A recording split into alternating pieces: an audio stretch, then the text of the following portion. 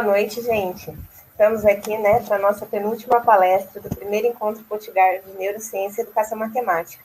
E hoje, eu recebo minha colega de trabalho, a professora Kátia, que quero já agradecer, porque também aceitou prontamente o convite, Quando eu inventei, eu falo que na quarentena a gente fica procurando alguma coisa para fazer, E quando eu concebi esse evento, a professora Kátia foi a minha parceira, concordou em trabalhar aqui comigo nos bastidores também. E hoje a nossa palestra é sobre a educação cognitiva e o processo de aprendizagem dos alunos com transtornos e dificuldades de aprendizagem. Então, a professora Kátia Regina Lopes Costa Freire, ela é professora adjunta da Universidade Federal do Rio Grande do Norte, do Departamento de Educação do DEDUC também, a qual eu faço parte, é doutora e mestre em Educação pela Universidade Federal de Sergipe, pedagoga e psicopedagoga clínica institucional, tem experiência na estimulação cognitiva de alunos com paralisia cerebral e transtorno do espectro do autismo, e é líder do grupo de pesquisa Cognição, Aprendizagem e Inclusão, GPCAI, que também é desenvolvido lá na UFRN, no SERES, com a linha de pesquisa Neuroeducação e Processo de Ensino e Aprendizagem. É pesquisadora na área da psicologia educacional, neuroeducação, educação especial e inclusiva, transtornos e síndromes, história da infância e história da criminalidade. Então, seja bem-vinda, Kátia. Se caso eu esqueci de dizer alguma coisa, peço para você complementar, já peço desculpas, Quero também agradecer a presença de todos e também ao time de monitores que está aqui colocando toda essa palestra no ar. Então, boa noite, Kátia.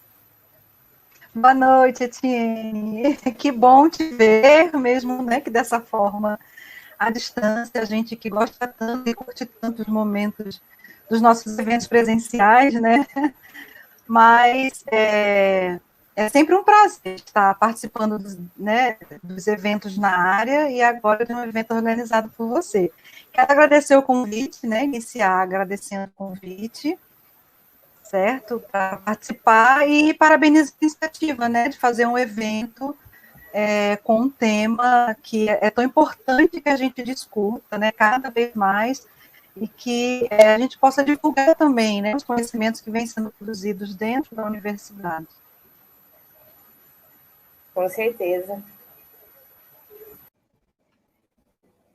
Bom, gente, boa noite para todos agora, não especificamente para a professora Etienne.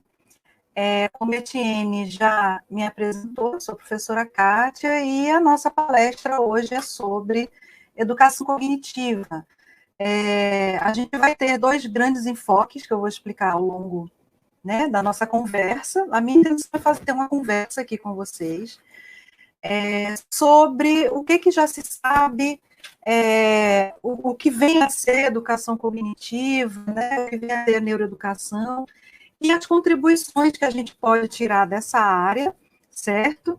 Para a questão do processo de aprendizagem dos alunos com transtornos e dificuldades de aprendizagem.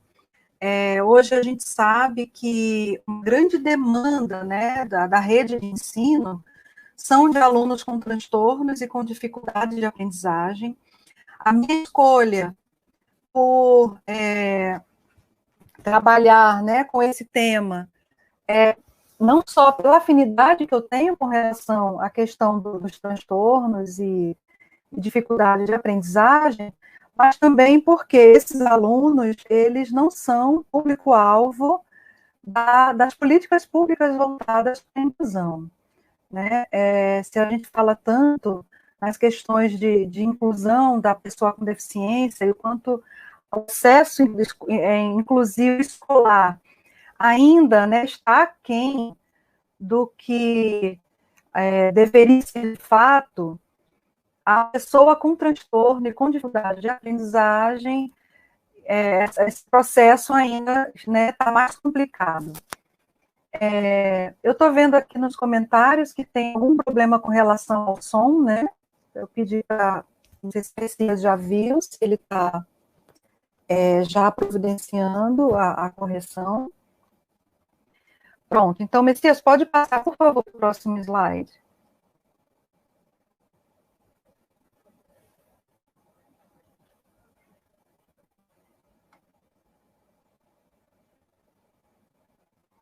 E aí a gente, então, iniciar esse nosso bate-papo, né, sobre um tema que tem tanta falta de informação, ou então informações também erradas, equivocadas a respeito, eu coloco a questão, né, e o que vem a ser? Transtornos e dificuldades de aprendizagem, né, o que vem a ser?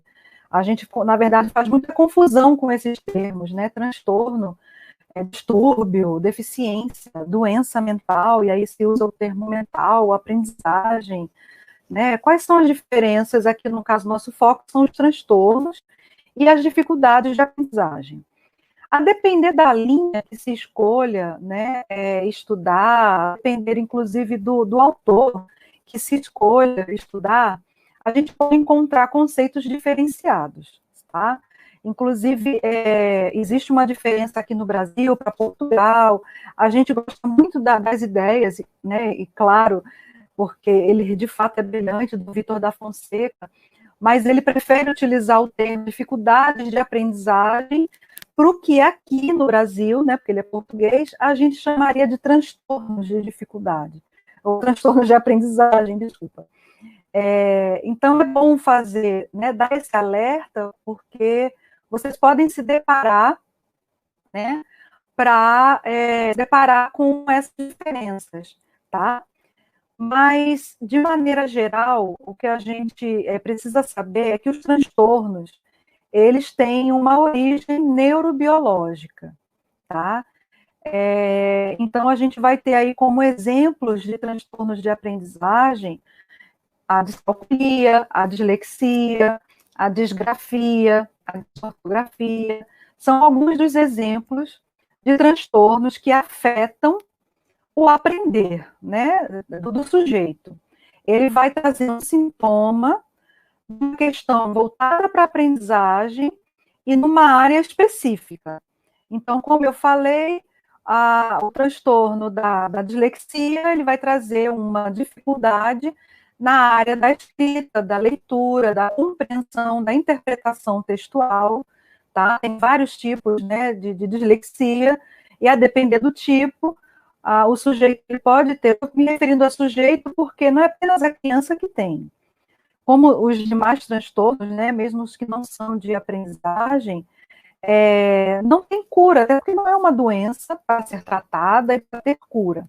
O que se encontra, muitas vezes, é o equilíbrio nos sintomas, através da intervenção, né, que deve ser feita com um psicopedagogo, um neuropsicopedagogo, alguns procuram um neuropsicólogo também, vai depender dos tipos de sintomas, né, e dos fatores que estão envolvidos ali na aprendizagem daquele sujeito. Então, esse transtorno vai acompanhar pela vida. Né? Em alguns momentos da vida, os sintomas vão estar mais, né, nítidos, vão estar, né, vão ter sintomas mais severos, mas em outros momentos da vida, esses sintomas vão estar mais controlados, tá certo?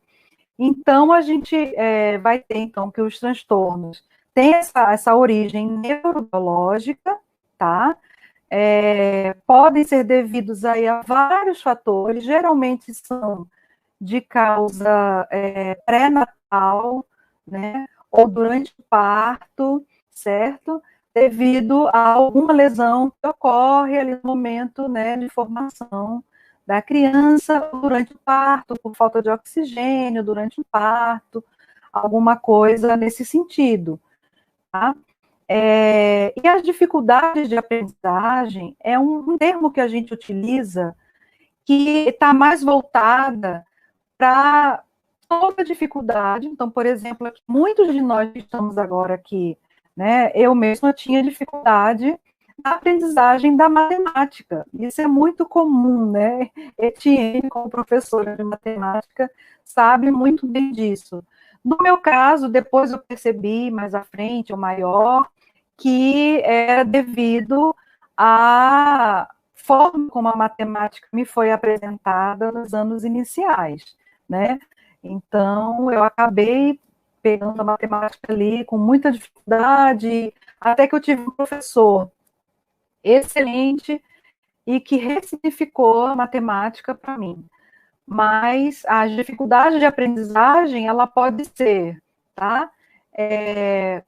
Com relação às dificuldades de aprendizagem voltadas para questões socioeducacionais, né, a falta de oportunidades adequadas de ensino, falta de ensino com qualidade, pode ser voltada para questões emocionais, a desestrutura familiar, né? Então, falta de incentivo aos estudos, falta de acompanhamento, e aí geram as dificuldades de aprendizagem, né? Que quase todos nós vamos ter em alguma área, né? Ou em mais de uma área, e o transtorno é algo mais específico, tá? E que tem essa origem neurobiológica.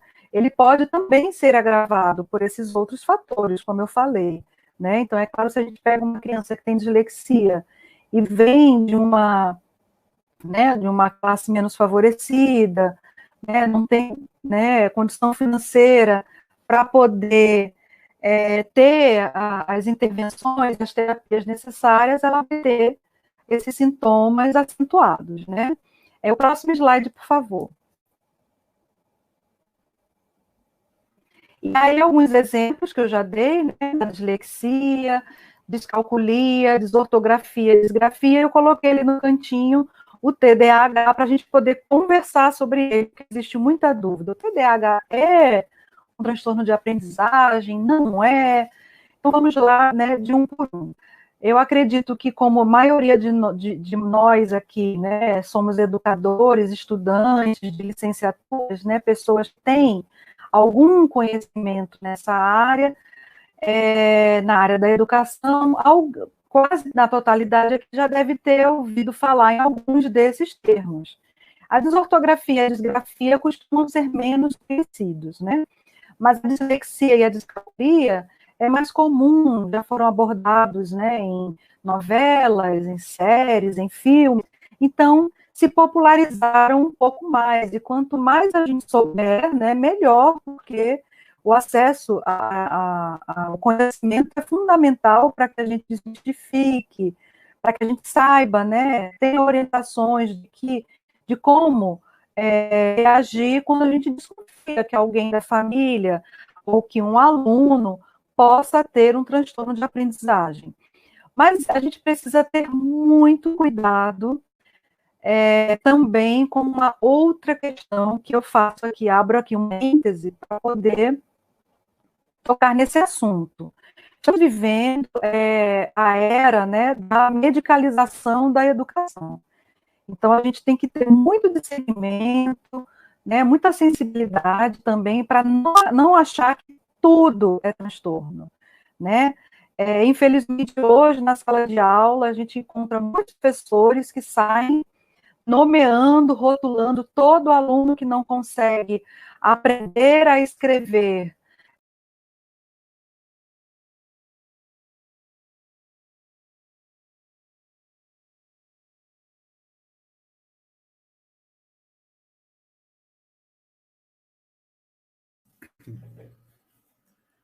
Oi, gente, boa noite.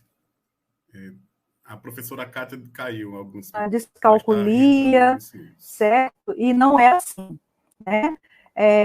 Toda criança desatenta, toda criança agitada, já acredita que tem a TDAH e já que a família faça os encaminhamentos para ver.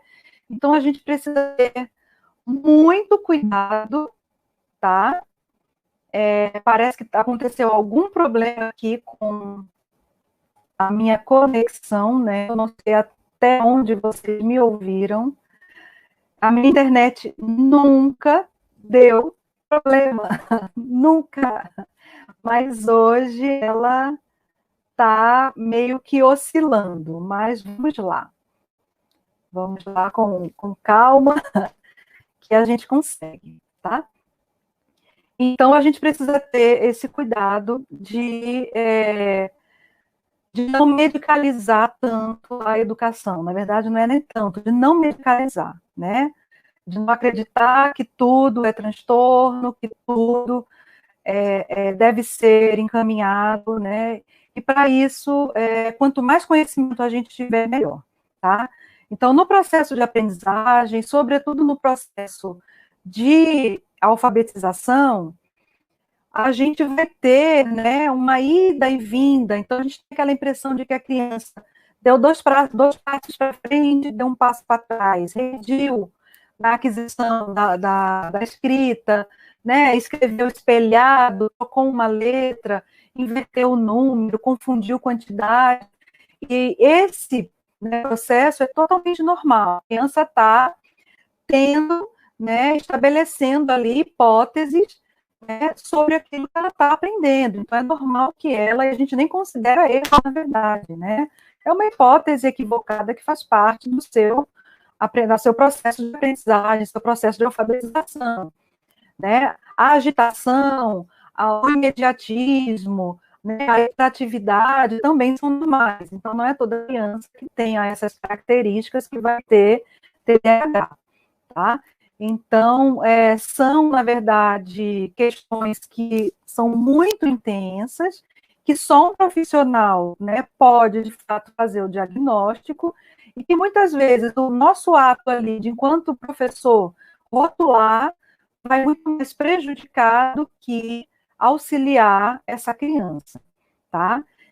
Então, a dislexia, ela pode, né, se apresentar de formas variadas.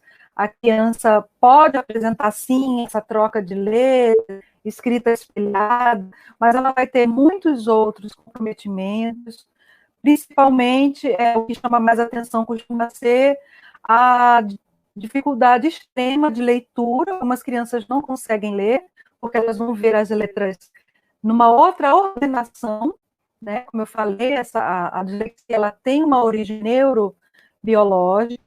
Então, já se sabe que a criança com dislexia, ela enxerga, muitas crianças, se a dislexia dela for visual, ela vai enxergar as letras todas desordenadas. Então, a gente está vendo escrito a palavra dislexia, ela está vendo o A no lugar do D, o I no lugar do L, o E no lugar do X, e não consegue ler.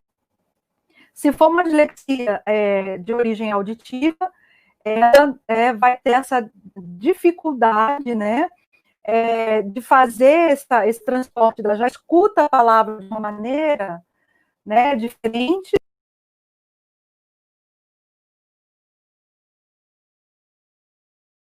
errada, né, do que a gente, diferente do que a gente falou. E ela vai ter dificuldades, como dificuldade na noção de lateralidade, né, esquerda, direita, uma dificuldade também na noção espacial, dentre outras questões, inclusive emocionais, de organização do pensamento. Na descalculia, a gente vai ter essa dificuldade específica com relação à matemática, também tem níveis muito variados, tá? Então, tanto na dislexia como na descalculia, na desortografia, enfim. Então, a gente vai ter criança na dislexia que só tem uma dificuldade menor na interpretação, outras não chegam nem a ler. Na descalculia também, então, tem crianças que apresentam uma troca ali na noção de quantidade, mas isso não afeta tanto, e outras que não saem, porque não conseguem avançar naquela aprendizagem muito básica, né, da matemática, e ficam estagnadas e não conseguem evoluir nos outros conteúdos, tá? A desortografia e a disgrafia com relação às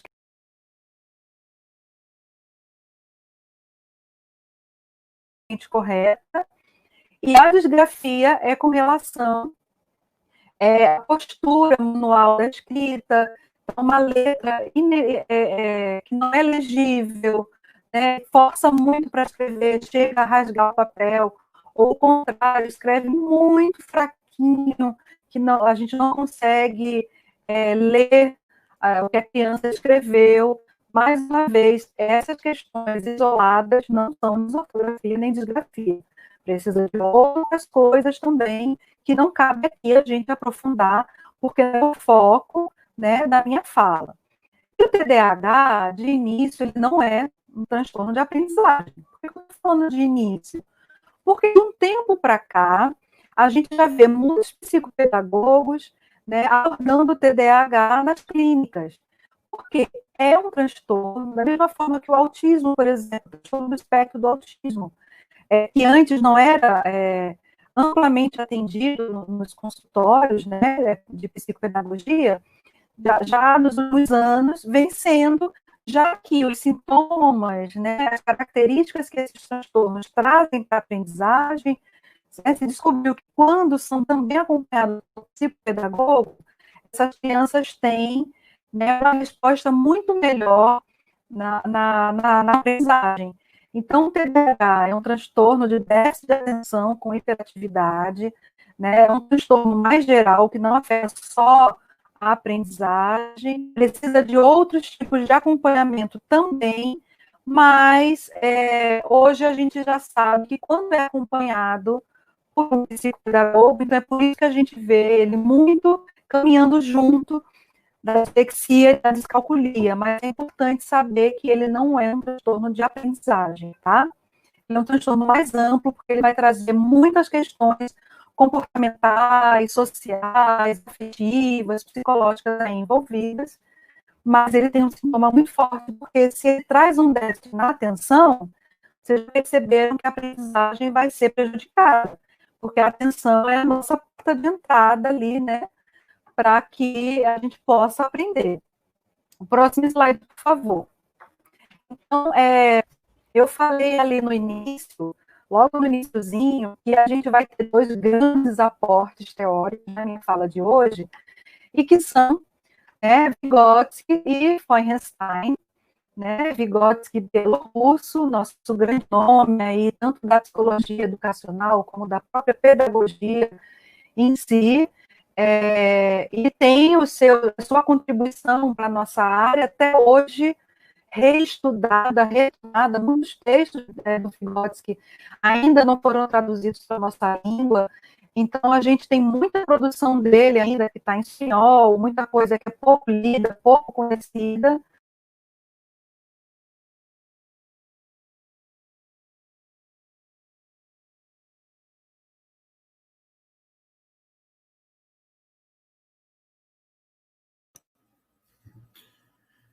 Mais um instante que a professora Kátia caiu novamente. A internet dela está ruim.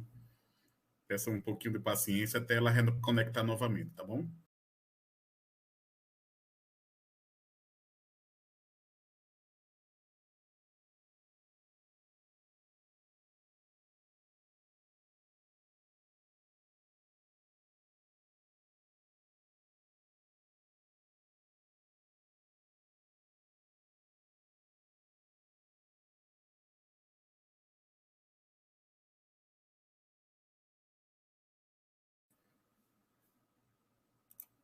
Ainda estamos tentando conexão com a professora Kátia.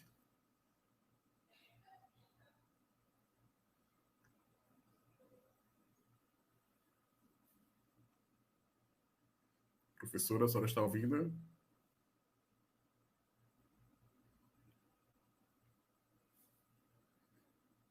Estou tentando estabilizar aqui para ver se fica melhor, mas aí é uma questão com ela lá em Natal.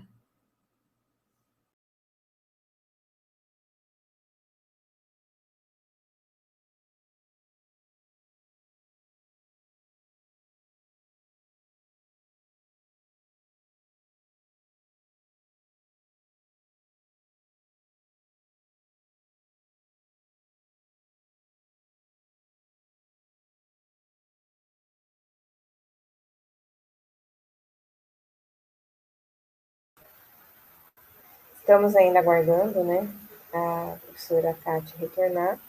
Lamentamos o ocorrido. A gente sabe que isso nesse, eu não gosto de falar do novo normal, mas nesse fora do normal, né, problemas técnicos ocorrem.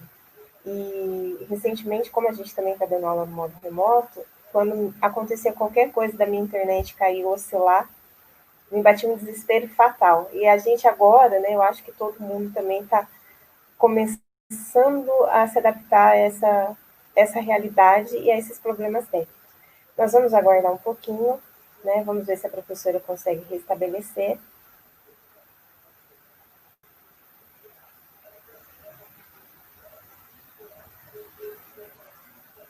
Ainda estamos sem a ativação do link dela aqui, né?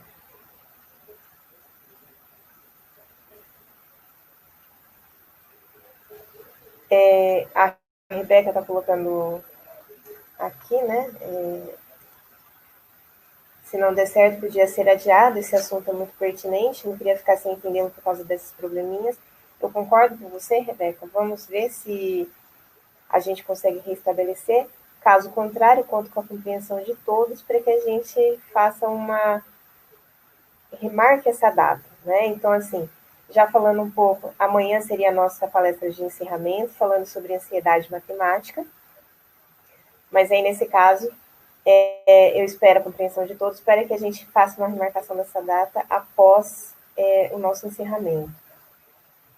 Lembrando que amanhã, às 15 horas, nós teremos uma palestra sobre ansiedade matemática. A ansiedade matemática já é considerada uma doença, né? Já tem o CID, e muitas pessoas sofrem por isso. Então, só adiantando um pouquinho aqui, eu achei muito interessante trazer esse discurso ou essa questão à tona, porque numa última medição feita no curso de graduação, percebeu que as pessoas que mais sofrem com ansiedade matemática eram, em primeiro lugar, era o curso de enfermagem, em segundo lugar, o curso de pedagogia. Então, a gente precisa entender isso, né, para saber qual é o funcionamento, para que a gente consiga trabalhar matemática de uma forma mais, eu não digo mais prazerosa, mas menos traumática, né?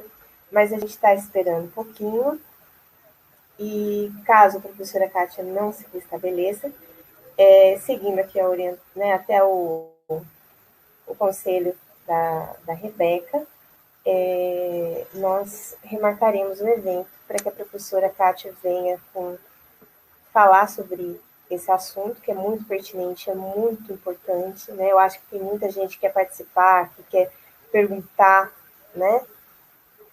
De uma maneira que dá para a gente aproveitar bem. Então, vamos aguardar mais um pouquinho e qualquer coisa a gente remarca o evento. Obrigada, já agradeço desde já a compreensão de vocês e a colaboração também.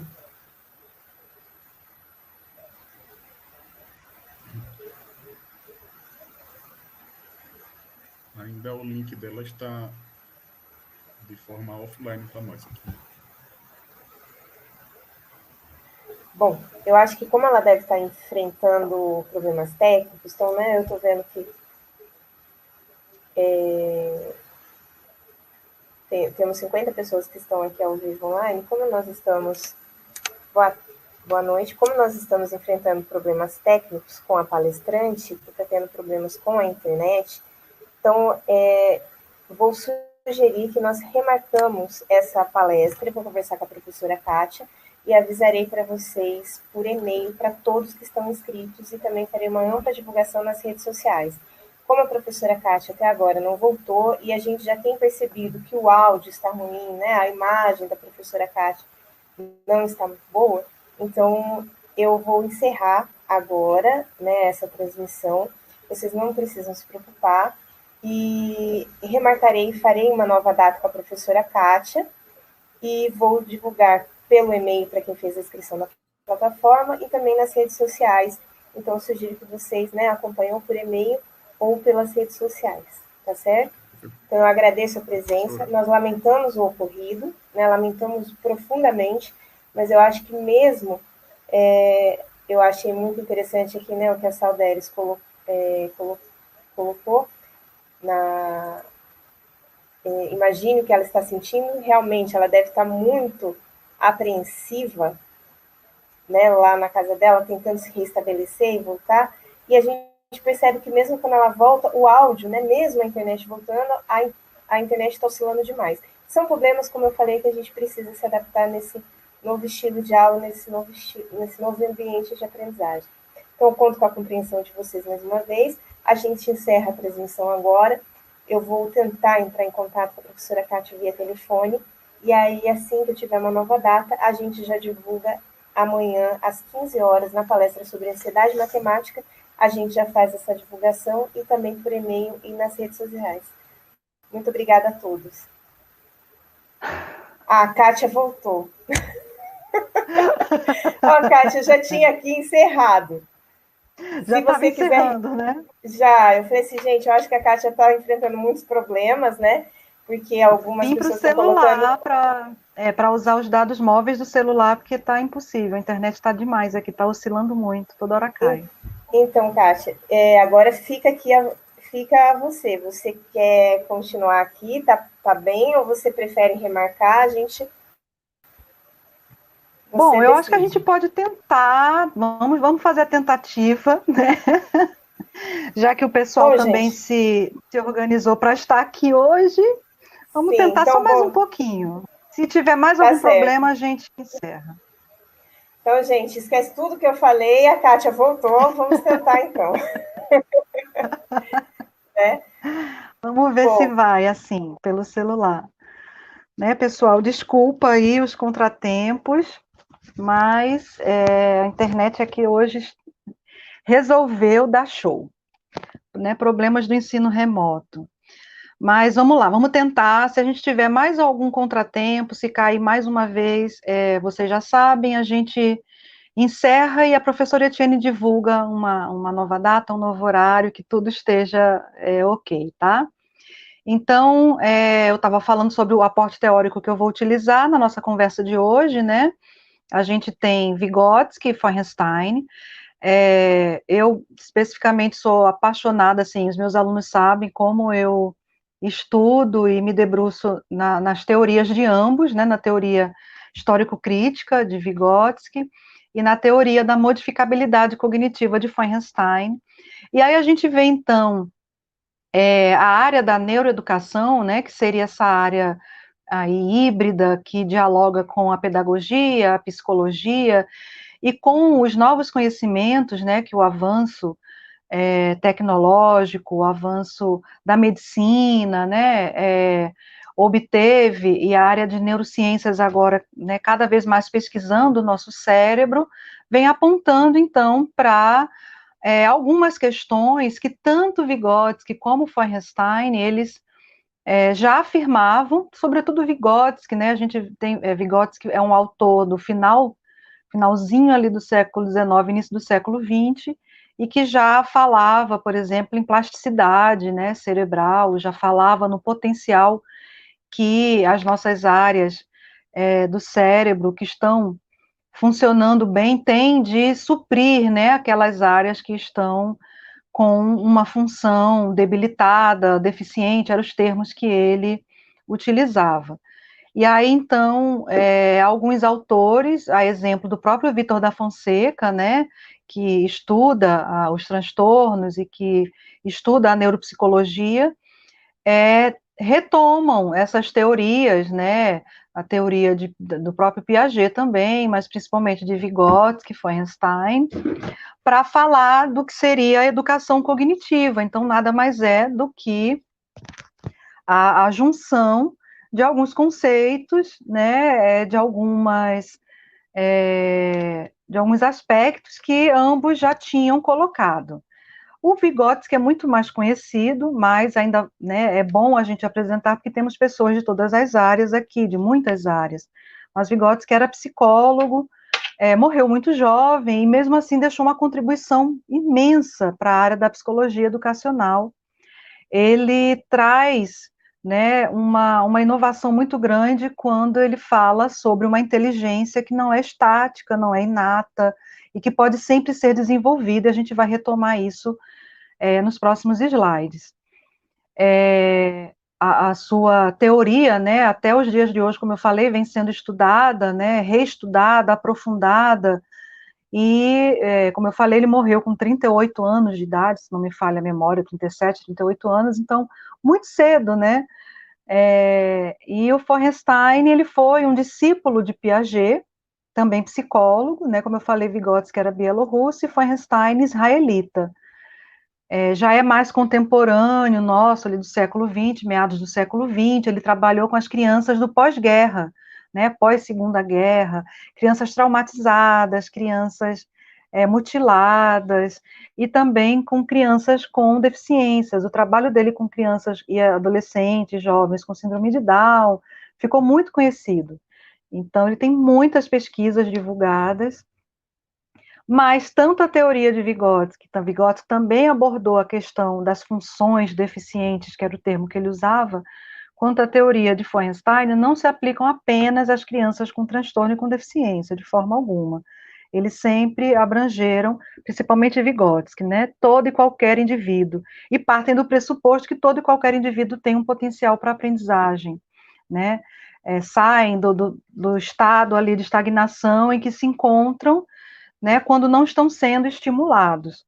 E também por esse contributo que eles trazem, né, para a área, que a neuroeducação vem retomando, né, as suas teorias, os seus conceitos, e trazendo uma nova abordagem, se aliando ao que a gente, né, tem de novidade com relação à neurociência, né, ao como o nosso cérebro se comporta quando a gente está em processo de aprendizagem. Próximo slide, por favor. Parece que agora vai, né? Como eu falei, né, Vygotsky, ele traz essa ideia que é totalmente diferente, né, do que os outros teóricos da área abordavam, que é de uma inteligência que é dinâmica, né, não é estática, ela não é inata. Hoje parece muito óbvio, né, a gente já tem aí um grande caminhar nessa área, mas na época não era, porque o que se tinha era, ou que a gente já nascia com essa, né, com essa herança, que é aí também uma herança da teoria inatista, né, de que nasceríamos prontos e com toda a bagagem de conhecimento que a gente usaria para a vida, e esse conhecimento ele só iria aflorando através dos processos, né, de aprendizagem, né, através dos processos educacionais, ou que é uma inteligência que poderia ser desenvolvida até certa idade, até certo ponto, né? Vários teóricos, o próprio Piaget afirmava que a nossa estrutura ali cognitiva, apesar de ele não usar esse termo, mas a nossa estrutura cognitiva, ela estaria pronta aos 15 anos de idade. A gente já estaria com a estrutura psíquica ali, com tudo que a gente usaria para o resto da vida aos 15 anos de idade, né? E muito dessas concepções a gente ainda encontra até os dias de hoje, né? Pessoas acreditando que não é mais possível aprender a partir de certa idade. Eu tô velho, né? Não adianta mais me esforçar, que eu não consigo aprender isso. A gente vê muito essa postura, por exemplo, das nossas mães ou avós, com relação às tecnologias, né? E é claro que a gente sabe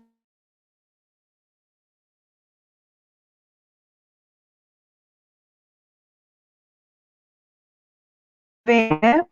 Mas ao longo da vida, as possibilidades de aprendizagem, a criança está sempre aprendendo. Eu vou agora porque conectou com a internet móveis, vou ficar só nos dados móveis que é mais seguro. E aí, então, mas a gente vai aprender sempre, a qualquer momento da vida, necessitando para isso de estímulo, de uma boa qualidade e quantidade de estímulo, né, de um mediador bem intencionado, com objetivos claros, porque a gente aprende sempre mediado por um outro, né, uma grande mediação que a gente tem é a linguagem, por exemplo, né, mediação simbólica da linguagem, e esse outro vai mudando de papel, inicia pelos nossos pais, né, professores, amigos, mas a gente está sempre aprendendo a qualquer momento da vida. É óbvio que algumas dificuldades podem existir numa fase ou em outra, vai depender do contexto que a gente esteja, né, de aspectos, como eu já falei, socioeconômicos, emocionais, mas o nosso potencial para aprendizagem, ele existe e é fato, e ambos os teóricos já falavam sobre isso. E como eu falei, essa inteligência, ela se constrói na interação, a partir da mediação de um outro, né, que de início vão ser os pais, os cuidadores, os responsáveis, e depois vai se estendendo à medida que o nosso campo social ali vai se ampliando. Próximo slide, por favor. E aí a noção também de plasticidade, né, que tanto Vygotsky como Piaget, apesar de Vygotsky não utilizar explicitamente esse termo, plasticidade, mas toda a construção da sua teoria, ela vai caminhando nesse sentido, né, no sentido de que através do estímulo, né, do nosso cérebro, através do estímulo no sentido, não é, gente, na noção que a gente tem muitas vezes pejorativa, da palavra estímulo, muito associada à teoria behaviorista ou comportamentalista, que é aquele estímulo-resposta, não é isso. A gente está falando no estímulo, na noção como Vygotsky traz, que é a noção de aprender. Então, Vygotsky ele vai inverter o que até o surgimento da sua teoria, né, se conhecia. Até Vygotsky surgiu, o que se tinha era a noção de que nós precisávamos aguardar vários processos, né, acontecerem, então, no sentido de amadurecimento desses processos. E esse amadurecimento era um amadurecimento praticamente espontâneo. Então, era quase que você sentar e aguardar a criança estar pronta para aprender, tá? Então, é a noção, por exemplo, que Piaget vai trazer. Piaget não rejeita a contribuição da interação, do social, mas ele defende a pré-existência de funções psicológicas que vão se amadurecer, né, ao longo da vida. Então, é muito aquela noção de quando a criança só entrava na escola para ser alfabetizada, porque só então ela estaria pronta para o aprendizado. Hoje a gente sabe, quem desconstruiu isso foi Vygotsky, que é justamente o contrário. A gente precisa aprender para se desenvolver, e não esperar se desenvolver, amadurecer, para estar pronto para aprender. É aprendendo, é se colocando na figura ali de aprendiz, de sujeito do conhecimento, que a gente vai se desenvolver cada vez mais, né, e melhor, e aí esse desenvolvimento vai nos fazer estar apto para aprendizagens mais complexas. Então, é uma roda, né, ali uma engrenagem que se retroalimenta. A aprendizagem, que então aqui eu coloco o estímulo como um sinônimo de aprendizagem, tá? Faz a gente se desenvolver cada vez mais e melhor. Então, é isso que a psicologia da educação traz para a gente e que é agora retomado na educação cognitiva. Então, a plasticidade, ela é a capacidade do nosso organismo se desenvolver outras funções adaptativas na ausência ou na debilidade de uma certa função.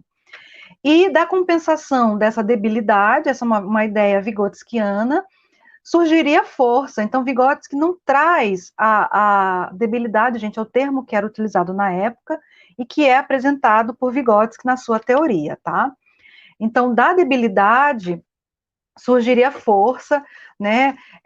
Da deficiência surgiriam novas capacidades, porque o nosso cérebro estaria ali nessa tentativa, né, de adaptação, a tentativa inclusive biológica, né, e de recuperar aquela área lesionada, certo? Né, num transtorno, numa deficiência, tá? Então, ele apresentava ali a sua defesa pela plasticidade, e o Feuerstein, ele já traz o termo plasticidade propriamente dito. Pode passar, por favor. E aí, já abordando especificamente a teoria de Feuerstein, a gente vai ter 3 fases, tá? Isso ele traz no final eu trago as referências para quem quiser, tá? Inclusive, a gente está estudando as obras, né, de Feuerstein, estamos estudando a obra Além da Inteligência, de Feuerstein, no nosso grupo de pesquisa, que a Etienne no início falou, que é o GPCAI, que é o grupo de pesquisa Cognição, Aprendizagem e Inclusão. E aí, nessa obra, Feuerstein traz 3 estágios do ato mental, e que é interessante para a gente pensar, e esses estágios todos nós temos, tá? Pessoas com transtorno de aprendizagem, sem transtorno de aprendizagem, com dificuldade, tá? Então, fariam parte ali do nosso processo, tá? De aprendizagem. Então, seria a fase de input, quando a gente se aproxima do conhecimento, né? Então, a gente vai tentar captar esse conhecimento. É a fase de elaboração, então, quando a gente está tentando interpretar, resolver um problema através do raciocínio, através, né, de vários processos mentais que ocorrem, o próprio ato do pensamento, várias funções psicológicas superiores são colocadas ali, né, em prática, como a metacognição, né, a atenção, a reflexão, e a fase do output, que seria a nossa fase de resposta. Então, dado aqui como exemplo o simples fato da leitura, eu olho para o papel, né, e aí, estando com a minha visão, né, em dia, então eu não tenho uma lesão, nada que prejudique a minha visão, se tiver o uso do recurso aqui, né, como óculos, no meu caso, eu capto as letras, eu não tenho dislexia, essa minha captação, ela ocorre de maneira ideal, vai para a elaboração e a minha resposta é falar o que eu estou lendo, como eu estou fazendo aqui agora com o slide. Então, é interessante a gente observar o nosso aluno e perceber em que momento, em que estágio do ato mental se encontra a sua dificuldade. Eu dei o exemplo aqui da dislexia. Se a minha dislexia é visual, o meu aluno com dislexia, ele vai apresentar um prejuízo justamente na fase da captação, que é o input, né? Lembra que eu falei que ele vai ver as letras todas desordenadas? Se a minha dificuldade é ali no input, eu tenho um grandíssimo entrave. Eu posso ter uma dificuldade na percepção visual. Então, eu já sei que eu preciso otimizar, melhorar a percepção do aluno, a gnosia, né? E a gente sempre trabalha de maneira geral, não apenas a visual. Lembrando que a gente percebe o ambiente de maneira visual, né? Olfativa, gustativa, auditiva.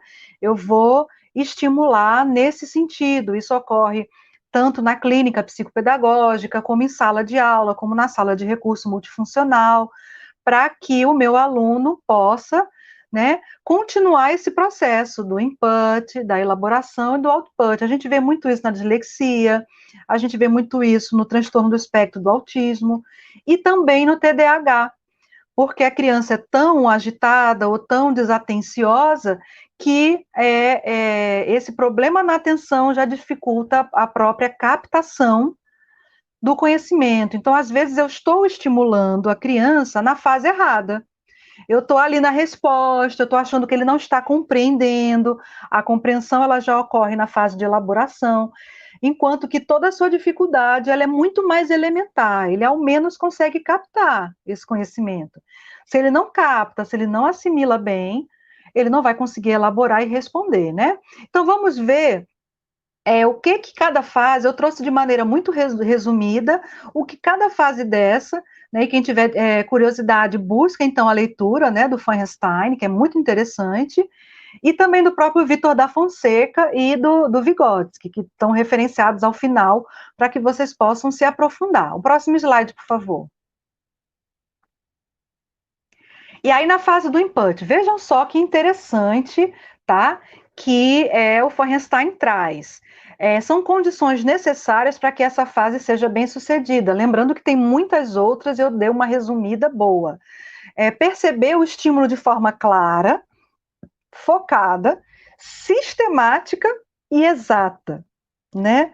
Então, que estímulo a gente está falando agora? Pode ser um estímulo visual. Se eu estou falando da leitura, pode ser um estímulo auditivo, né? Pode ser um estímulo tátil, então vai depender de que tipo de desafio que eu estou propondo ali para aquele aluno, para aquele sujeito, e que aquela dificuldade está se apresentando.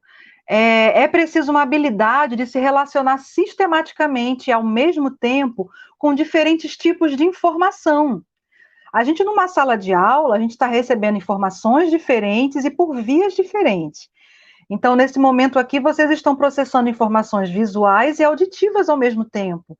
Se eu estou falando de uma criança que tem um transtorno de aprendizagem, ela provavelmente vai ter uma falha em alguma dessas percepções, ou na percepção visual, ou na percepção auditiva, ou em ambas, né? Então, é importante que o professor tenha essa clareza e tenha esse conhecimento, né, básico. É claro que ele não vai fazer um trabalho clínico em sala de aula, mas ele pode sim fazer algumas adaptações importantes, necessárias, para que essa criança consiga aprender. É preciso possuir ferramentas verbais receptivas que permitam o processamento da informação recebida. Vejam só, se eu estou falando agora aqui de um aluno que tem paralisia cerebral, né, que o termo correto é disfunção neuromotora, por exemplo. Eu trabalhei durante muito tempo com crianças com disfunção neuromotora, que a gente conhece mais popular como paralisia cerebral. Essa criança, ela vai, em alguns momentos, algumas crianças podem apresentar a ausência da fala, elas não são oralizadas, tá? E algumas podem ter um déficit cognitivo, inclusive acentuado. Então, a falta ali, né, de vocabulário, do conhecimento, né, desse vocabulário, vai impossibilitar que essa criança, veja, ela não tem ferramentas verbais para compreender o seu comando. Então, a gente precisa ter essa clareza, né? Os meus alunos, quando eu consegui inserir nos meus alunos um tipo de comunicação que a gente chama de alternativa ou aumentativa, já que eles não eram oralizados, e essa comunicação alternativa ou aumentativa, ela foi por via de gravuras, de símbolos, que eles podiam apontar para comunicar que queriam água, estavam com fome, né? Enfim, para o que a gente chama de uma prancha básica de comunicação, à medida que eles foram, né, ampliando os seus vocabulários, eles foram usando dessa comunicação em sala de aula, e vejam que era uma comunicação muito básica, muito elementar, eles foram também compreendendo melhor os comandos que eu dava, tá?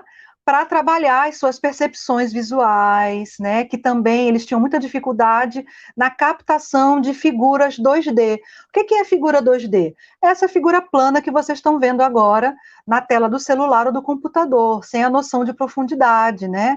E é o que a gente vê nos livros didáticos. Então, muitas pessoas com transtorno de aprendizagem, com transtorno do espectro do autismo, podem ter, né, no caso dos meus alunos com disfunção neuromotora, essa dificuldade de fazer a leitura em 2D.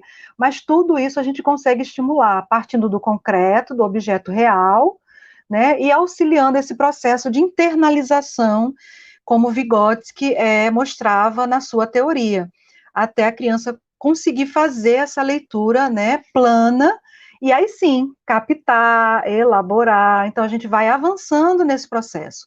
Próximo slide, por favor. Algumas funções que podem vir deficientes, também lembrando que está resumido, tá nesse processo de input. A criança pode ter uma percepção nebulosa e passageira, né? Uma percepção impulsiva, olha o caso, né, do TDAH, como, né, tá bem inscrito aqui, falta de rótulos verbais, né, como eu falei, a falta de ferramentas verbais, então aquela fase de rotulação, que a criança aprende que cada coisa tem um nome, vai dificultar aqui, né, se a criança não passou bem por essa fase devido a algum tipo de transtorno ou de deficiência. Dificuldade de se colocar no espaço e no tempo, a descalculia também está bem representada aqui, é um dos problemas da descalculia, ou inabilidade de relacionar múltiplas informações ao mesmo tempo, tá? É outro problema que pode acontecer. Então, próximo slide, para a gente ver agora na fase, o que é preciso, né? Que condições devem existir para que a gente tenha uma fase de elaboração ali melhor. Organizar os dados coletados, então pronto, a minha captação está ok, eu preciso conseguir organizar esses dados coletados em grupos, né, para serem analisados, categorizar, né, esses grupos. A gente já faz isso de uma maneira tão automática que a gente não percebe como esse processo do pensamento, ele pode ser fragmentado em muitas partes. E uma fragilidade, ou uma debilidade, ou uma imaturidade em alguma dessas partes, vai trazer uma dificuldade ou um transtorno de aprendizagem. A criança precisa saber comparar, criar, relacionar, codificar, decodificar. O que é ler se não é codificar e decodificar, né? Da maneira como a nossa escrita ocorre aqui no Ocidente e aqui no Brasil. criar conexões entre, né, esse conteúdo, esse conhecimento que está sendo colocado e outros dados que ela, né, já tinha, já eram adquiridos. Ela precisa saber resumir e tirar conclusões. Então, vejam que muitas vezes aqui a gente até se identifica, veja, nossa, é difícil, é complexo isso. Eu tenho dificuldade em tirar conclusão, a gente percebe isso quando vai escrever um artigo, né? Nós aqui do meio acadêmico, os alunos que estão aqui em fase de pesquisa, né, de PIBIC ou de TCC, como é difícil a gente chegar a uma conclusão. E quando a gente está nesse processo do ato mental, a gente precisa disso. Quando o professor faz uma pergunta ali, então, como é que a gente resolve isso? Eu estou tentando tirar uma conclusão daquela minha tentativa ali, né, meio que um ensaio e erro mental, né, que é o raciocínio. Então, e essa pode ser, talvez, ali a dificuldade que está trazendo um prejuízo nesse processo de elaboração do aluno com transtorno ou com dificuldade. Próximo slide, por favor. O que pode estar deficiente nessa fase? Então, a gente vai ter ali um reconhecimento e definição da existência de um problema. Se a criança, se o sujeito não consegue ao menos reconhecer que está diante de um problema, quando a gente colocar isso na descalculia, né, fica até mais fácil de exemplificar como o nosso aluno, e não é só o aluno com descalculia, viu, gente? Como as crianças que têm uma dificuldade, né, na matemática, às vezes é quase, parece que, desculpa o termo, mas é como com uma preguiça, né, mental ali, de se predispor, de se abrir para a aprendizagem da matemática, muitas vezes porque esse aprendizado da matemática chegou até ela de uma maneira, né, não tão correta, então ela pega aquele problema ali, vê os números e ela coloca ali uma continha de somar. Ela não lê, não interpreta, inclusive a dislexia, ela vai interferir em toda a aprendizagem, né? Porque veja que a leitura é essencial para tudo. Então, é muito, muito comum confundir o diagnóstico da dislexia e da descalculia, que a criança também vai mal na matemática. Mas não é só a criança com dislexia que vai mal na matemática, né? Então, como eu falei, então, a criança vai se deparar com aquele probleminha, não se dá o trabalho nem de ler. Ela vê ali, bom, né, João tinha R$20, comprou R$5 de bala, 2 de pirulito, quanto sobrou, ela pega 2 mais 5 e coloca que a resposta é 7. Ela não para ver que raciocínio tem por trás, né, que tipo de ato ela tem que ter.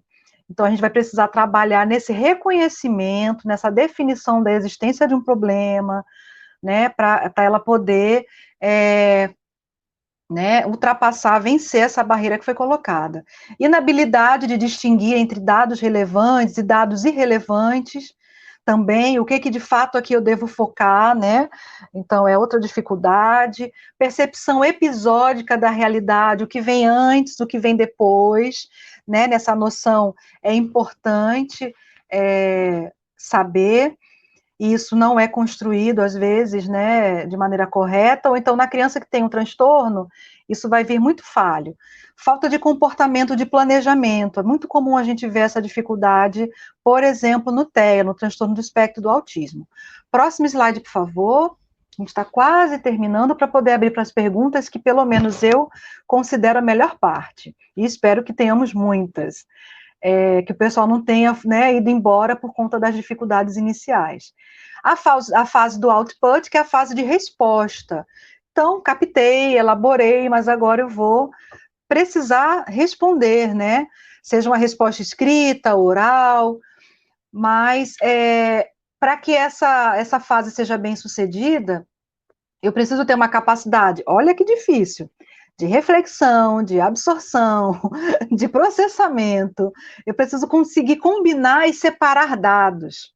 Gente, cada coisa dessa dá muito pano para manga, né? Para a gente aprender a fazer. Inclusive nós mesmos, né? Muitas vezes não estamos dando aí as respostas da maneira como deveria ser, a gente, né, está passando por uma fase de dificuldade na escrita de uma monografia, então é até interessante saber em que fase, em que momento, né, desse processo do ato mental, tá? A minha fragilidade para poder buscar melhoria. Formular os resultados do pensamento de forma que o produto seja transmitido. Quantas vezes você já não se pegou falando, gente, eu consigo, tá tudo organizado aqui muito bem na minha cabeça, mas quando eu vou botar no papel não sai. Olha aí a dificuldade, uma falha, ou talvez uma função que está imatura, né? Porque foi pouco estimulada, ou foi trabalhada de uma maneira errada. Nós aqui, aí eu me coloco junto, nós somos muito fruto de uma educação que preza pela memorização e pela repetição, pela reprodução, né? Então, quantos de nós aqui fomos obrigados a memorizar, reproduzir aqueles conhecimentos e muito menos a refletir, a pensar, a categorizar, sistematizar, processar, criticar. E aí, quando a gente chega na universidade, nós somos cobrados, né, a ter esse nível crítico, esse senso crítico, não é mais para copiar do livro, agora eu quero o seu pensamento. Pronto, dá um tilt. Nossa, o meu pensamento? Como assim, professora? Eu não consigo pensar sozinho. Eu fui ensinado a reproduzir, né, a imitar, a copiar, a decorar, né, o decoreba puro e simplesmente ali. Então, muitos de nós aqui temos, sim, uma grande falha, uma imaturidade ali nessa fase do output, porque as nossas funções psicológicas, elas não foram trabalhadas da maneira correta diante da aprendizagem, porque a nossa educação ainda é muito formatada, né, infelizmente, nesse sentido, raras exceções aqui de pessoas que tiveram a chance, né, de aprender em escolas construtivistas, interacionistas, montessorianas, freirianas, né, freinianas, né, de Freinet, e por aí vai, né, temos vários bons exemplos. Que funções deficientes podem aparecer? Comunicação egocêntrica. Gente, quem aqui não teve um professor não está livre disso não, viu? Que você fala, caramba, aquele cara é fera, ele sabe tudo. Na área de exatas isso acontece muito, gente. Mas não sabe passar.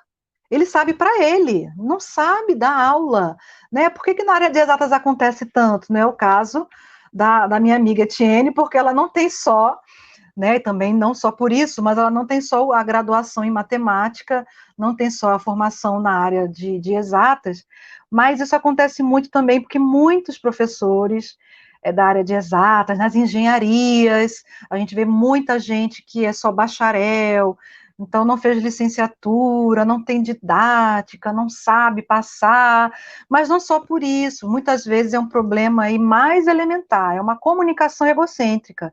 Eu estou falando com pessoas que eu subentendo que têm o meu nível de conhecimento, que estão acompanhando o meu raciocínio, não é assim. Eu preciso falar para ser compreendido, né? Um excelente aprendizado nessa hora, uma lição muito boa para nós professores que viemos da educação básica. Então, como eu, Etienne, que é outro exemplo aqui, a gente que deu aula para criança, a gente aprende a adequar o nosso vocabulário, a gente tem muito mais paciência, então a gente consegue se fazer entender, né, e quebrar um pouco dessa comunicação egocêntrica, mas ela é um problema que acontece em todos os âmbitos, e que eu pego muito no pé, por exemplo, dos meus alunos de monografia, os meus orientandos, que eu falo, gente, a gente escreve para ser lido e ser compreendido. Então, o meu trabalho de pedagogia, ele precisa ser compreendido por uma pessoa do curso de sistemas da informação ou de direito. Eu preciso ser claro, objetivo, né? Foi-se o tempo que a gente tentava provar a erudição escrevendo de uma maneira densa e complicada. Então, a gente tem que tentar sempre quebrar essa comunicação egocêntrica, porque ela é um entrave na fase do output, mas de uma maneira mais, falando ali, neurobiológica, ela pode ser uma característica de algum transtorno de aprendizagem e deve ser trabalhada quando ela aparece ali como uma função deficiente, tá? Respostas impulsivas, a gente vê muito, isso é muito normal, né, até certa idade, e aí o professor trabalha, calma, respira, vamos pensar melhor, vamos pensar mais? Por que isso é assim? Né? Por que não é assado? Então faz a criança refletir, volta ali para a fase da elaboração, para que essa fase da resposta ela venha, né, melhor, com mais calma, ou o bloqueio da resposta, né, simplesmente a resposta não aparece e vai ser uma função deficiente que a gente vai precisar trabalhar com muita calma e paciência. Próximo slide, por favor, estamos quase acabando, tivemos aí um atrasozinho, né, por conta do meu probleminha aqui de internet, que resolveu hoje dar show, a internet quis ser a estrela do momento. Então, próximo slide, por favor, Messias.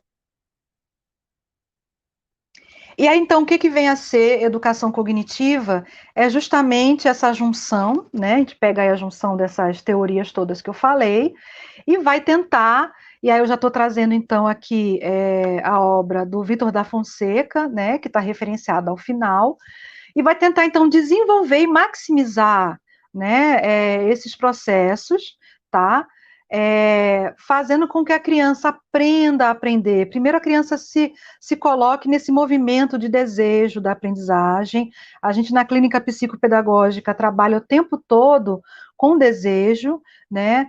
Porque é um movimento comum de nós, seres humanos, nos colocarmos ali com ressalvas àquele conhecimento, àquela área, ou até bloquear aquilo quando a resposta não é positiva. Então, se eu faço um movimento, vou tentar aprender agora alemão, e de repente o alemão me parece tão difícil, eu vejo os colegas já falando alemão, entendendo o professor, e para mim está parecendo grego, está parecendo mandarim, eu não consigo aprender nada, gente, não sai. Eu começo a criar uma resistência, a pensar que não, isso não é para mim. Eu vou tentar aprender espanhol, porque me parece mais, né, próximo, eu vou tentar o inglês, porque eu já tenho uma vivência. Não, alemão não é para mim, eu crio esse bloqueio com a aprendizagem. Então, você recebe na clínica psicopedagógica aquela criança que vem com né, uma vivência muito negativa com o ato de aprender. Eu não sei, eu sou burro, eu sou lerdo, porque ele escutou isso da professora, ele escutou isso da mãe, ele escutou isso do pai, do irmão mais velho, do primo, e ele acredita, né? É um movimento que a gente também faz, nós adultos fazemos, né? De ouvir coisas negativas e comprar aquela ideia, e ela então se coloca distante da aprendizagem, ela não se movimenta, ela não deseja, ela não se direciona para o objeto de aprendizagem, e a aprendizagem não vai ocorrer, né? Então, na nossa área da educação e da psicopedagogia, a gente está aqui tentando dialogar, trazendo um pouquinho, né, para a área da neurociência, que às vezes parece tão distante, mas não é, são áreas que devem, né, dialogar, e que dialogam de fato. A criança vai aprender a aprender a pensar, a aprender a refletir,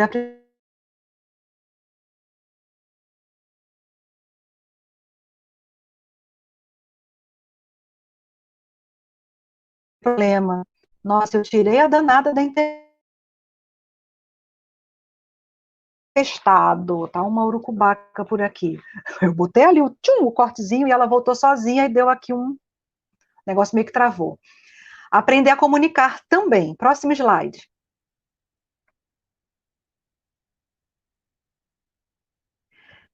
Próximo. O bichinho. Pronto, agora foi. Quais são os objetivos, né, dessa educação cognitiva? Educar e mediatizar funções cognitivas imaturas, né, e que Vygotsky chama de funções psicológicas superiores.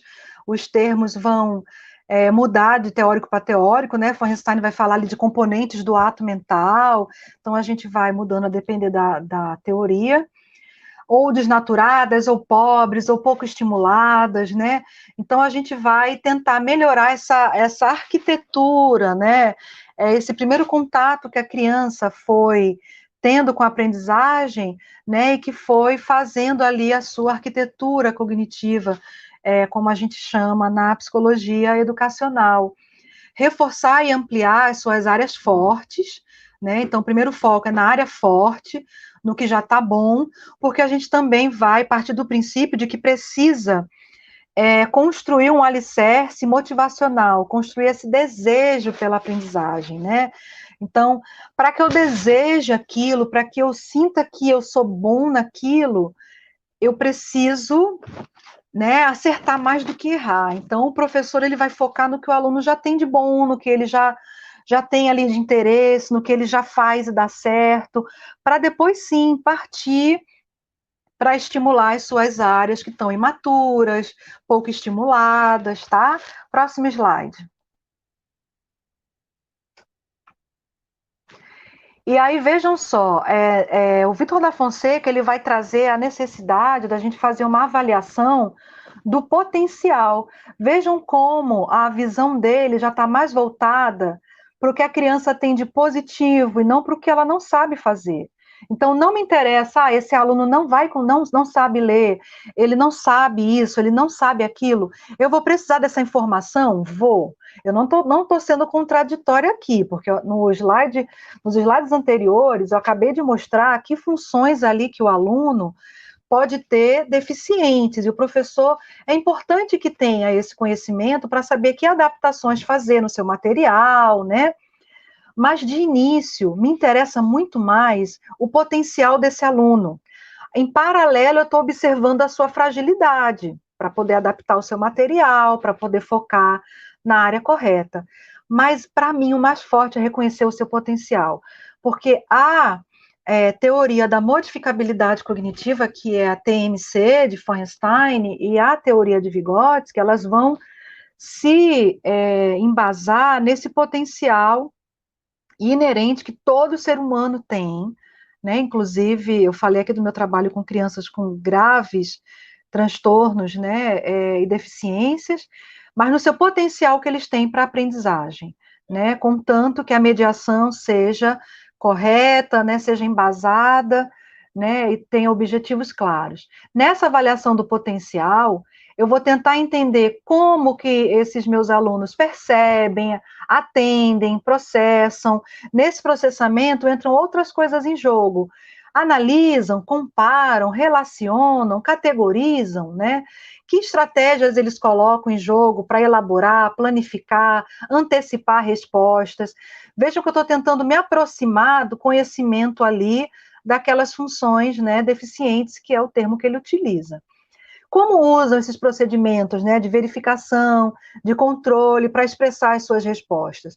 Então, quando eu tento me aproximar desse conhecimento, eu estou, na verdade, tentando me aproximar da arquitetura cognitiva desse indivíduo que está sendo observado. Próximo slide.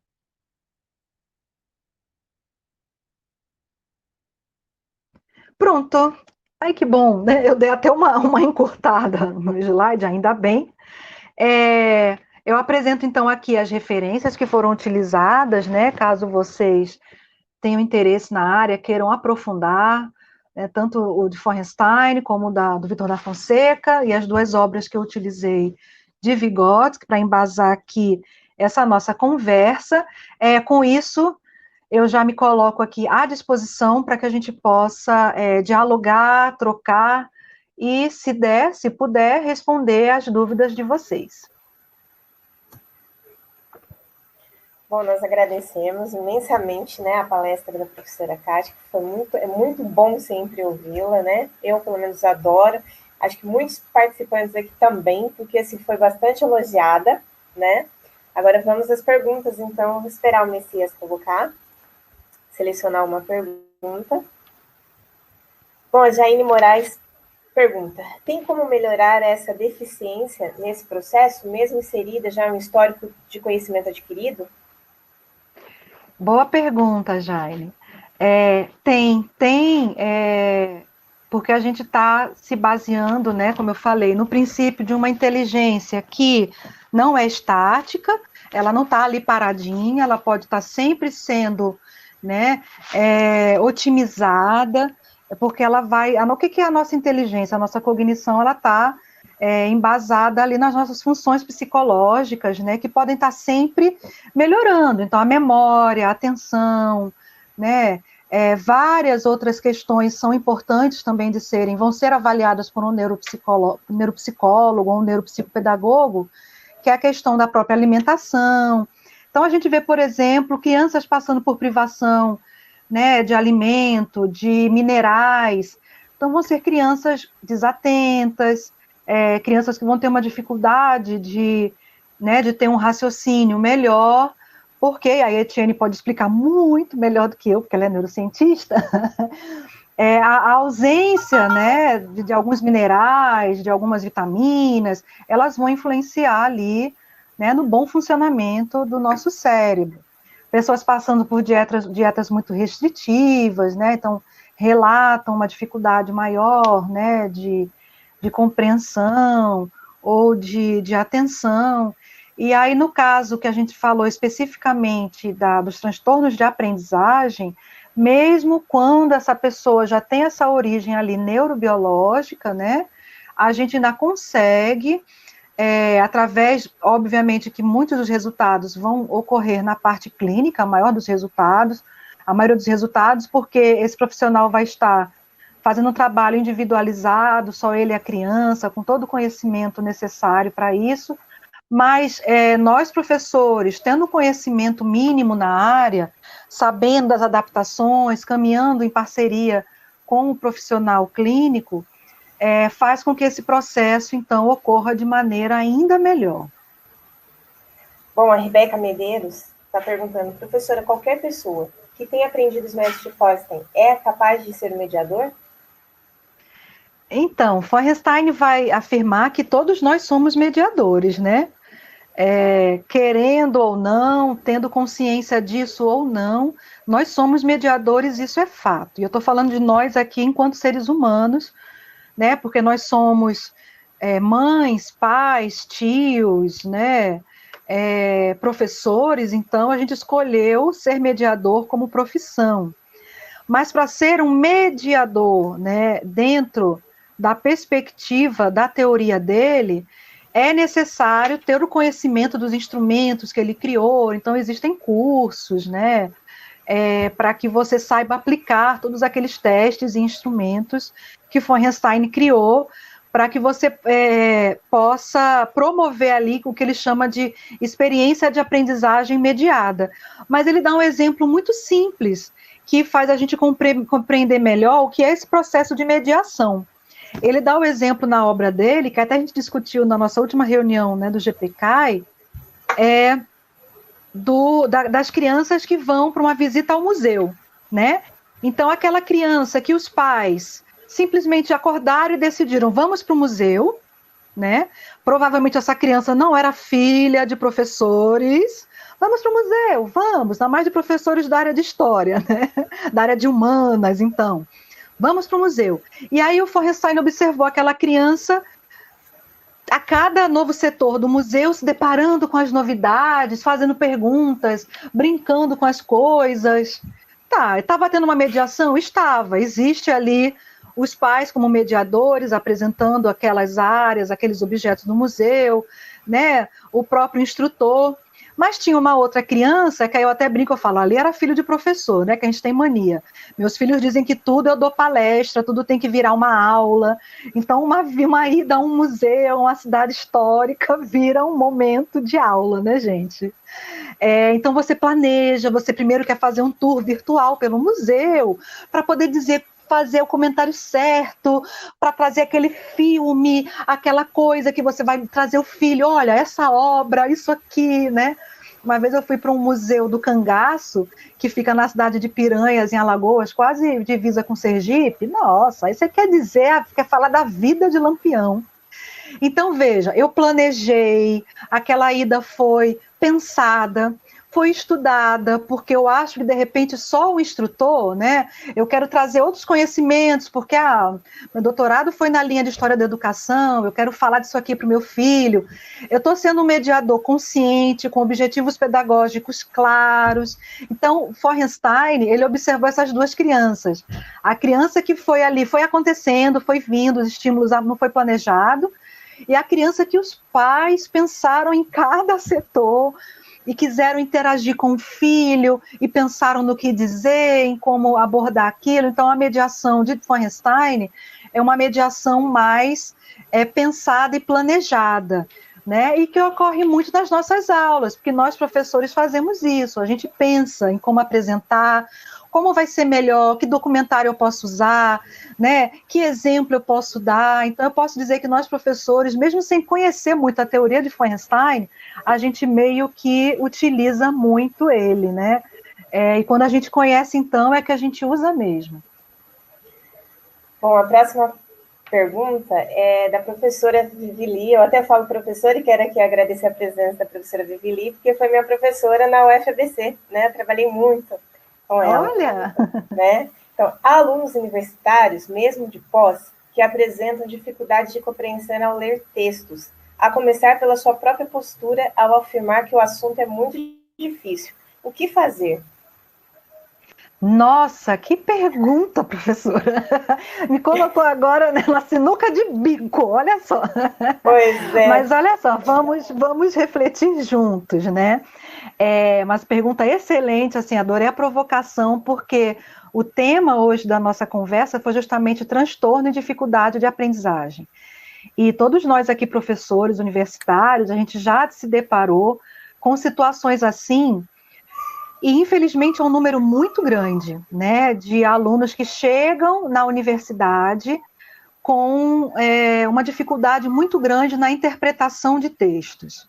Se a gente se depara com essa quantidade tão grande na universidade, vocês imaginem a angústia que é do professor ali da educação básica, que somos nós aqui pedagogos. Eu já estive na educação básica, né, como eu falei, fui professora alfabetizadora, dei aula até o 5º ano, durante muito tempo, antes de estar na universidade.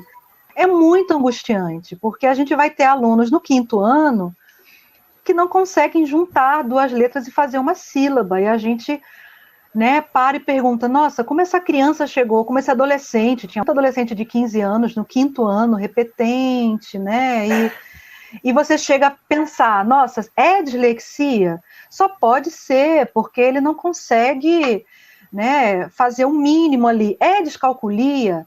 Eu vejo os meus alunos em estágios, né, falando, professor, ele está no 5º, no 6º ano, ele não consegue fazer uma soma básica ali de 2 algarismos, é uma dificuldade absurda. Será que ele tem descalculia? E na maioria das vezes, aí eu estou falando isso agora como pesquisadora da área, né? Não estou falando só como professora da educação básica e do ensino superior, mas como pesquisadora dessa área, o que a gente encontra, e isso tem se tornado algo assim, a gente tem várias pesquisas, tá, no Brasil todo. Eu estou agora com uma pesquisa em andamento justamente sobre esse tema. O que a gente mais tem de dados é de dificuldade de aprendizagem. Que, inclusive, existe um termo que foi cunhado, mas ainda não pegou muito, que é o termo dispedagogia. O que seria isso? Não é dislexia, não é descalculia, não é um transtorno. Foram faltas de oportunidades de educação de qualidade, tá? Sejam pela própria escola, despedagogia é com relação à escola. A escola se furtou a ofertar uma educação de fato, de qualidade para aqueles alunos. Então, a gente já começa colocando como a nossa educação está posta, uma educação que muito mais preza pela reprodução do que pela interpretação, compreensão, criticidade. Então, eu tenho 2 filhos adolescentes e que, salvo raríssimas exceções, o meu filho agora, eu mesma estou encantada com o professor dele, gente, pena que eu não sei o nome para deixar aqui um beijo, deixar registrado, o professor dele de redação, que fez ele gostar de ler, coisa que uma mãe professora não tinha conseguido, fez ele criticar, fez ele ler Revolução dos Bichos, fez ele gostar dos Beatles. Gente, eu sou Beatlemaníaca, meu marido, ele não gostava, o professor conseguiu essa proeza, e ele... Para você ver o poder de um professor, né, de redação. E traz vários assuntos, e debate, conversa, e faz eles pensarem, refletirem. Meu filho, em janeiro, escrevia muito mal um parágrafo, ele hoje consegue escrever uma redação e tirar 900, né, segundo o professor lá que, né, apesar de ter essa coisa engessada de ser para o Enem. Mas, enfim, é uma educação que até agora, até o 2º ano do ensino médio, ele não tinha se deparado com um professor que prezasse pela interpretação textual, envolvendo música, envolvendo literatura, envolvendo poesia. Esse professor consegue fazer tudo isso. Se meu filho tivesse tido professores assim, escolas assim, eu também não consegui colocar, e quantos de nós conseguimos colocar nossos filhos em escolas top, top, top, top, top, né? Eu era professora de educação básica, agora está um pouquinho melhorzinho, que a gente está a gente tá na federal, mas também não é lá essas Coca-Cola toda, então, né? Mas, enfim, de maneira geral, nossa educação é uma educação de qualidade duvidosa ou ruim.